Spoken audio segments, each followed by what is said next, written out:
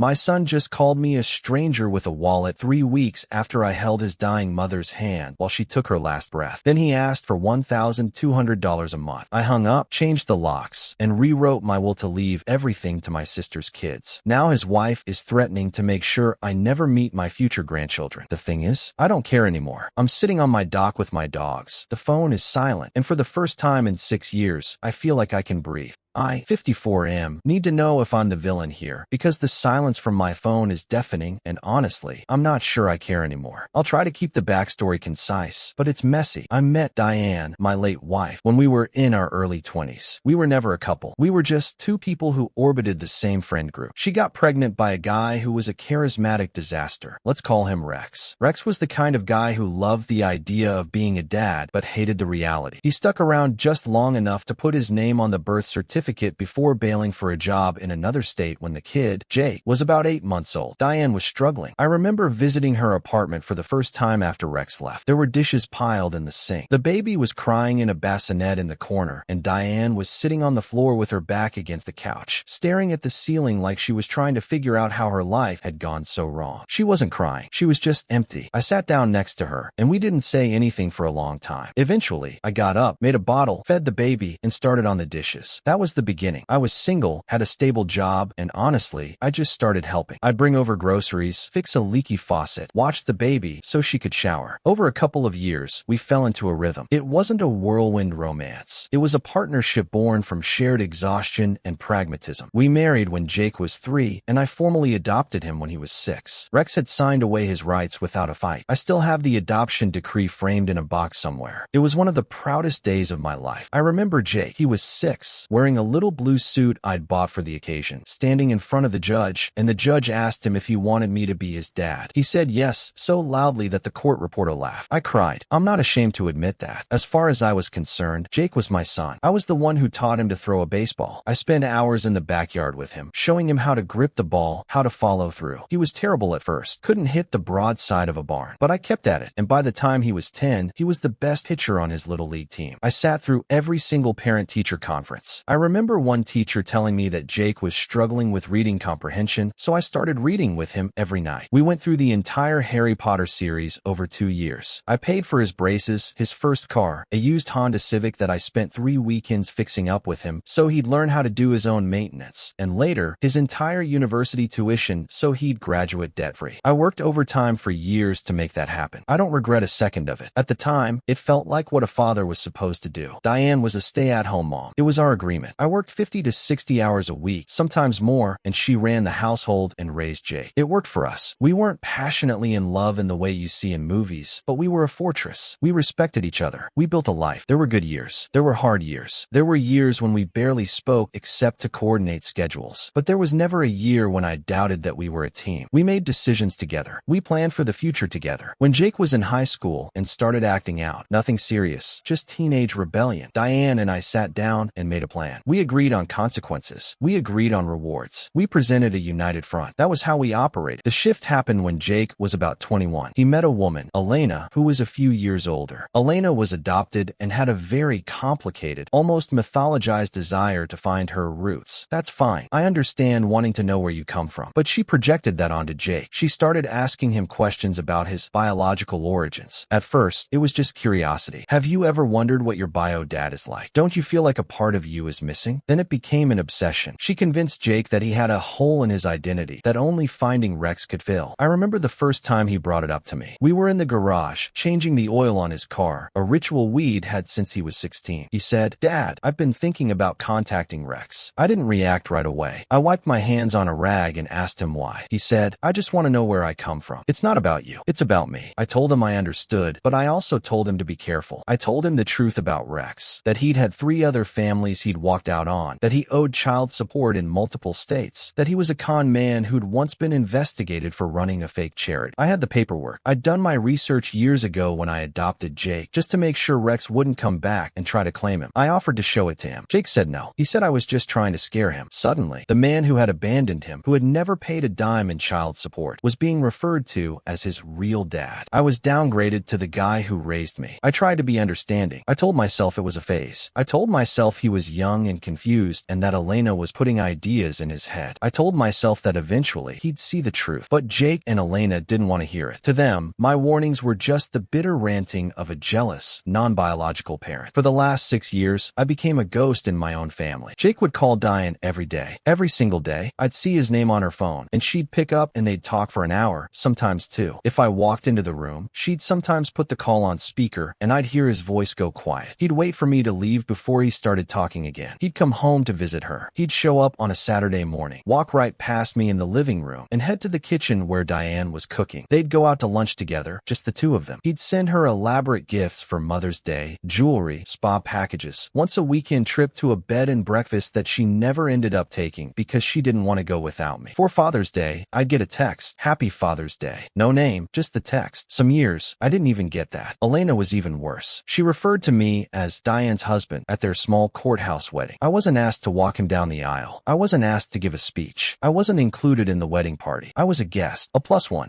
I'll take a quick break here to remind you, don't forget to like and subscribe. Let us know in the comments if you're enjoying the story, and tell us if something like this has ever happened to you. I sat in the third row, next to Diane's cousin, while Diane sat in the front row. When the photographer arranged family photos, I was grouped with Diane's siblings. Jake, Elena, and Diane stood together for a separate set of photos, the family photos. I stood there holding my jacket, watching them smile, and I felt something inside me start to calcify. Not anger, just a slow, hardening realization that I was being politely, systematically erased. I remember that day vividly. I showed up in a suit I'd worn to my own wedding. It was the nicest thing I owned. The courthouse was small, and the coordinator asked if I was with the groom's party. Elena looked right at me and said, "He's with the bride's side. Not he's the groom's father. Not he's family. He's with the bride's side." I sat in a row of Diane's cousins. When the ceremony started, Jake walked himself down the aisle. No one walked him. I sat there watching, and I thought about all the times I'd carried him on my shoulders, all the times I'd held his hand crossing the street, all the times I'd stayed up late worrying about him. And I was sitting in the third row, on the bride's side, like a distant relative Diane had invited out of obligation. After the ceremony, there was a small reception at a restaurant. I sat at a table with Diane and a few of her friends. Jake and Elena made the rounds, thanking people for coming. When they got to our table, Jake hugged Diane, kissed her on the cheek, and thanked her for everything. Then he looked at me, nodded once, and said, "Thanks for coming." That was it. Thanks for coming. Like I was a co-worker who'd shown up to a retirement party. I said, "Wouldn't have missed it." He walked away. Elena didn't even look at me. Diane tried to bridge the gap. She did. I know she did. She would tell Jake that I missed him, that I wanted to be more involved, that I was hurt by the distance. She told me once that Jake had said to her, "He's not my real dad. He's just the guy you married." She told me this with tears in her eyes, apologizing, saying she didn't raise him to think that way. I told her it wasn't her fault. I told her he was an adult and he was making his own choices. But I knew she blamed herself. I saw the way she looked at him sometimes, like she was trying to figure out where she'd gone wrong. I didn't want to make her choose between us. She loved Jake. He was her son, her only child, the center of her world for so many years. Asking her to take sides would have destroyed her, so I took the back seat. I swallowed the hurt and kept working to provide for them, because that was my role, the provider. I told myself that as long as Diane was happy, as long as she had her relationship with Jake, that was enough. I told myself that I didn't need recognition. I told myself that a father's job was to support, not to be celebrated. There were moments, though, that I replay now like little wounds I never let heal properly. One Christmas, Jake and Elena came over for dinner. I'd spent weeks remodeling the basement into a guest suite for them. New flooring, fresh paint, a bathroom I retiled myself, piece by piece, learning from YouTube videos because I'd never done tile work before. I put in a new bed, new sheets, a little coffee maker. I wanted them to have a comfortable place to stay when they visited. I wanted them to feel welcome. They walked in, looked around, and Elena said, "Oh, this is nice. Did you hire someone?" Jake said nothing. He was looking at his phone. I said I did it myself. She smiled, that tight, polite smile, and said, "Oh, well, it's nice." That was it. No thank you. No acknowledgement. Just that polite dismissal you give to a hired hand who did an adequate job. Another time, Jake called Diane to tell her they were thinking of buying a house. He was excited, talking about down payments and interest rates, asking her advice. I overheard and walked into the kitchen. I said, "I can help with that. I've bought a few houses. I know the process." I offered to look over the mortgage documents, to help them them negotiate with the bank to do the kind of thing I'd done for my sister's kids when they bought their first homes. There was a long pause on the line. I could hear Jake breathing. Then he said, "Mom, can you ask him to stay out of it? This is between us." I was standing right there, 3 feet away from him on the phone. He didn't ask me himself. He asked her to ask me, like I was a neighbor who'd been eavesdropping. Diane looked at me with this pained expression, and I just shook my head and walked away. There was a birthday, my 50th. Diane planned a small dinner at a restaurant with my sister and her family. She asked Jake if he could come. He said he was busy. Elena sent a text to Diane. "Sorry, we have plans that weekend. Tell him happy birthday for us." Diane showed me the text. No mention of me by name. Just him. My sister saw the look on my face and asked what was wrong. I said nothing. I just put my phone away and ate my dinner. 2 years ago, Diane was diagnosed with a very aggressive form of pancreatic cancer. I remember the day she told me. She came home from a doctor's appointment, sat down on the couch, and said, "It's not good." She was so calm. That was Diane. She was always the calm one. I fell apart. I cried in her lap like a child. She stroked my hair and said, "We'll get through this. We always do." From diagnosis to the end was 11 months. 11 months of chemo, of radiation, of good days and bad days, of hope and despair. 11 months of watching the woman I'd spent half my life with shrink and fade and disappear piece by piece. During that time, Jake would come to the house. He'd sit with Diane in her room for hours. I'd be in the living room, coordinating with nurses, managing the insurance, making sure the house was running, cooking meals, cleaning, doing everything Diane had always done because she couldn't anymore. He'd walk past me without a word. He'd walk past me like I was furniture. Sometimes I'd hear them laughing through the door, and I'd stand in the hallway for a moment, listening, trying to remember the last time he'd laughed with me. When Diane was in the hospital, it got worse. Jake would show up and immediately start directing things. He'd tell the nurses he was her only child, and I was her husband. He'd give them his number as the primary contact, even though I was the one with the medical power of attorney. More than once, I had to pull a nurse aside and remind them that I was the one making medical decisions. The nurses were confused. They'd say, "But your son said," and I'd have to cut them off and say, "I'm her husband. I'm the one she designated." I'll take a quick break here to remind you, don't forget to like and subscribe. Let us know in the comments if you're enjoying the story, and tell us if something like this has ever happened to you. Please call me first. It was a constant, low-grade war of erasure. I wasn't just being ignored. I was being actively pushed out of my own wife's care. I remember one night in the hospital. Diane was sleeping, and I went down to the cafeteria to get coffee. Jake was there, sitting alone at a table, staring at his phone. I sat down across from him. I said, "We should talk about what happens next, about what she wants." He looked at me with this flat, cold expression. "I'll handle it with Mom," he said. "You don't need to worry about it." I said, "I'm her husband. I'm the one who's going to be here when she comes home. I'm the one who's been paying for all of this. The treatments, the specialists, everything. I'm the one she talks to at night when she's scared." He stood up, threw his coffee cup in the trash, and said, "Yeah, you love reminding everyone about the money, don't you? That's all you've ever contributed." And he walked away. I sat there for a long time. I don't know how long. Long enough for my coffee to get cold. I thought about all the nights I'd stayed up with him when he was sick. All the school projects I'd helped him with. All the times I'd driven him to practice, to games, to friends' houses. All the times I'd sat in the audience at his concerts and plays. All the times I'd told him I was proud of him. And he thought all I'd ever contributed was money. That was the last real conversation we had before she died. When Diane passed, the funeral was a nightmare. Jake and Elena stood by the casket like a receiving line of grieving heirs. They had positioned themselves at the front of the room, next to the photo display Diane had asked me to put together. They were greeting people, shaking hands, accepting condolences. I stood off to the side with my sister. I watched people walk past me to get to them. People actually came up to me and asked, "Oh, were you a friend of the family?" It was humiliating. One of Diane's old co-workers said to me, "You must have been close to her. It's nice that you came." I didn't even correct her. I just nodded and said, "We were close." My sister grabbed my arm and whispered, "Why aren't you saying anything? Why aren't you standing with them?" I told her it wasn't worth the fight. Not that day. Not there. Diane was gone. What was there to fight for? I gave a eulogy. I had written it over 3 nights, sitting alone in the dark after the hospital, crying onto my laptop. I talked about how we met, how we built a life together, how she was the strongest person I'd ever known. I talked about how she loved Jake more than anything in the world. I looked at Jake while I was speaking. He was staring at the floor. Elena was holding his hand. Neither of them looked at me. After the eulogy, I sat back down, and Jake stood up and gave his own eulogy. He talked about how she was his rock, his guiding light, his everything. He talked about how she had raised him all by herself, and how how he owed everything to her. Not a single mention of me. Not once. It was like I didn't exist. After the funeral, I heard nothing. No call, no text, no visit. I went home to an empty house. I sat on the couch where Diane had died. She passed at home, in her sleep, with me holding her hand, and I waited. I waited for my son to reach out. I waited for him to say, "How are you holding up?" or "I'm sorry I've been distant," or even just, "I'm here if you need to talk." Nothing came. The first message I got from Jake wasn't, "How are you doing?" It was 3 weeks later. Mom had a small life insurance policy through her old job. I need the paperwork to claim it. That was it. No acknowledgement of my existence beyond facilitating his inheritance. I stared at the message for a long time. I typed out a dozen responses and deleted them all. I wanted to scream. I wanted to say, "Your mother just died and all you care about is money?" I wanted to say, "I'm here, I'm grieving, I'm alone, and you don't even see me." But I didn't. I just found the paperwork, scanned it, and sent it to him. I didn't attach a note. I didn't ask how he was. I just sent it and went back to sitting on my porch, watching the street, trying to figure out what my life was supposed to look like now that the person I'd built it around was gone. Diane and I had our finances structured in a very specific way. We had a joint account for household expenses, mortgage, utilities, groceries, that kind of thing. Then she had a small personal account for her own hobbies, clothes, gifts for friends, things like that. I had my own accounts from my business. We also had 2 life insurance policies. One was a small, employer-based policy Diane had kept from a job she left 15 years ago. It was only about $18,000. That's the one she left to Jake. She'd named him as the beneficiary years ago, and she never changed it. I didn't even know about it until after she died. The other policy was one I took out 20 years ago, right after we bought the house. It was a $750,000 policy. I paid the premiums on it every single month for 2 decades. Diane was the primary beneficiary. I was the secondary. Now that she was gone, that money came to me. I didn't even think about it for weeks after she died. It was just a number on a piece of paper. I would have given every penny of it to have her back. Jake had apparently assumed that the big policy was also meant for him. He called me 2 months ago. I saw his name on my phone, and my heart actually jumped for a second. I thought maybe, finally, he was calling to check on me, to see how I was doing. I answered, and he didn't ask. He said, "Dad, things are tight. With Mom gone, we're missing that extra support. We need to talk about the estate." I asked him what extra support he meant. There was a pause. Then he said, "Mom was helping us out. She didn't tell you." I said, "No, she didn't." He said, "Well, she was sending us money every month to help with bills and stuff. And now that she's gone, we're struggling. We thought maybe you could continue it. You know, since you got the big insurance payout." It turns out that for the last 5 years, Diane had been sending him and Elena between $800 and $1,200 a month from her personal account. Money I had put into that account as part of our monthly budget. My money. Every month, I transferred a set amount into her account for her to use however she wanted. I never asked her what she spent it on. It was her money, as far as I was concerned, and she had been quietly funneling it to them while I was at work, while I was paying off their wedding catering bill, while I was wondering why they could never seem to get ahead despite both having jobs. I found out because after Diane died, I had to go through all her accounts to close them.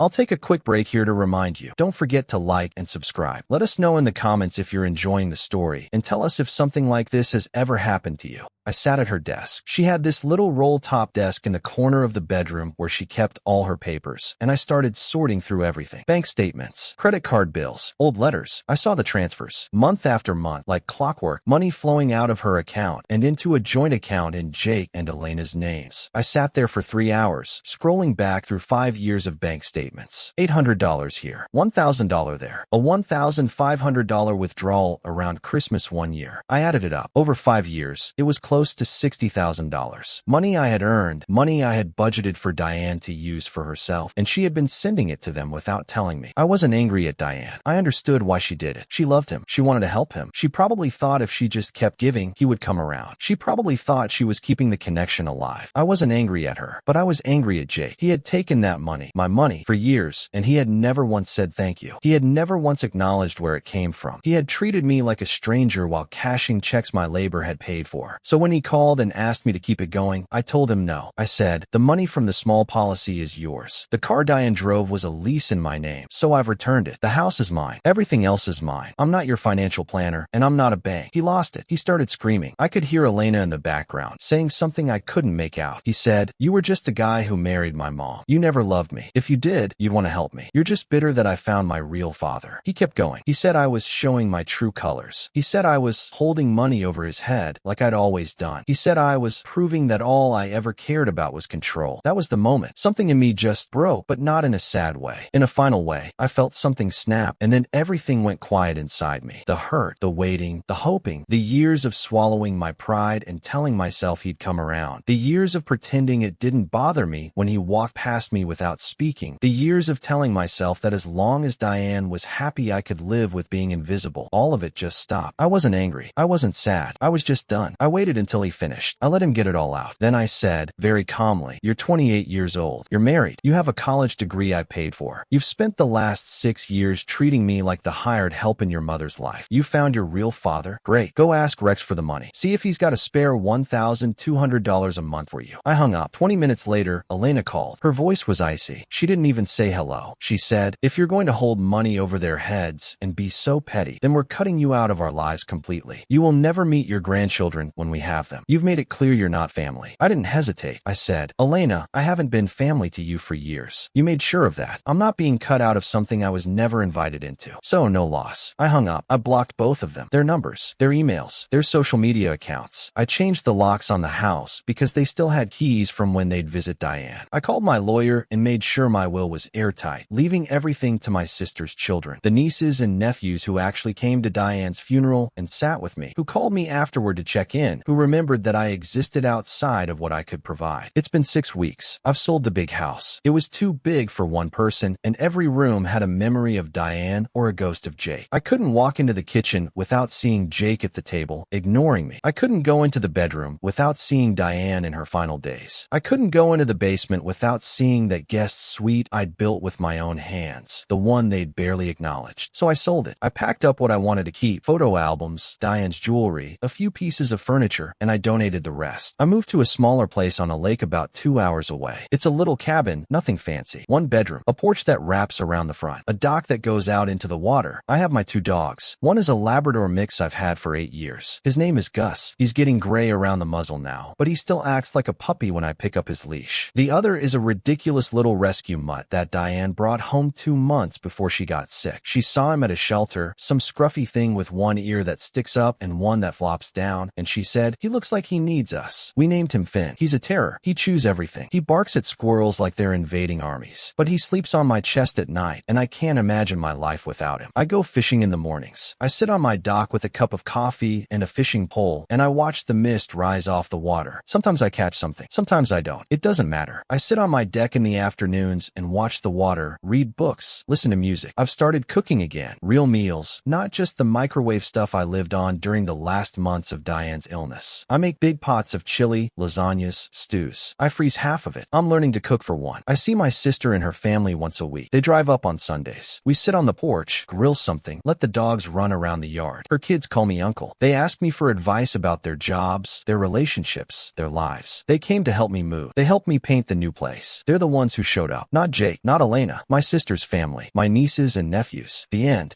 You walked into a tough situation in your 20s, a single mom, Diane, and an infant, Jake, left by a deadbeat dad, Rex. You didn't just help, you stepped in fully. You fed the baby, cleaned the apartment, fixed things around the house, became the steady presence they needed. Over time, it turned into marriage, legal adoption when Jake was 6. He chose you in court, loud and clear, years of baseball practices, reading Harry Potter together every night, paying for braces, fixing up his first car, covering all of college so he graduated debt-free. You worked long hours to make it all possible. You were the dad who showed up every single day. For most of Jake's life, that was enough. You and Diane ran a solid team. You provided, she handled the home front. No movie-style passion, but real respect and partnership. Then around age 21, Jake's wife Elena planted the idea that he had a gaping hole only his bio dad could fill. Suddenly Rex, the guy who bailed at 8 months and never paid a cent, was reframed as the real father. You got downgraded to the guy who married my mom, or Diane's husband. Jake started started calling her daily, hours-long talks, visiting just her, sending her big gifts, excluding you completely. Wedding? You sat third row on the bride's side like a distant cousin. Funeral? He gave a eulogy praising Diane for raising him all by herself. Not one mention of you. After she died, no check-in, no how are you, just requests for insurance paperwork and, later, demands to keep sending the $800 to $1,200 per month Diane had secretly been giving them from the household money you earned. You discovered she'd quietly transferred nearly $60,000 over 5 years to keep him happy. You weren't mad at her. She was trying to hold on to her son. But Jake took that help for years while treating you like you didn't exist. When he called after her death to say, things are tight, keep helping us, because you got the large life insurance payout he'd assumed was his too, you finally said no. You pointed out he's 28, married, degree you paid for, and he spent 6+ years acting like you're the hired help. He exploded, accused you of being bitter, controlling, caring only about money, never loving him. Elena followed up, threatening to cut you off from future grandkids. You didn't beg or argue. You said, I've never been family to you. You made sure of that. Hung up, blocked them, changed the locks, rewrote your will to your sister's kids, the ones who actually show up and care, sold the too-big house full of painful memories, and moved to a quiet lake cabin with your 2 loyal dogs. Now you fish, cook real meals, read on the porch, grill with your nieces/nephews who call you uncle and treat you like family. That's not cutting off your child out of spite. That's accepting the boundary he drew years ago and choosing to stop hurting yourself by pretending it doesn't exist. You gave him a lifetime of love, support, and sacrifice. He chose to rewrite the story and erase you. You chose peace instead of more pain. You're not the villain. You're a man who loved deeply, got used quietly for years, and finally decided his own heart matters too. NTA, take the calm you've earned. Thanks for watching. Don't forget to like and subscribe. Got a story to share? Drop it in the comments and let us know which one was your favorite.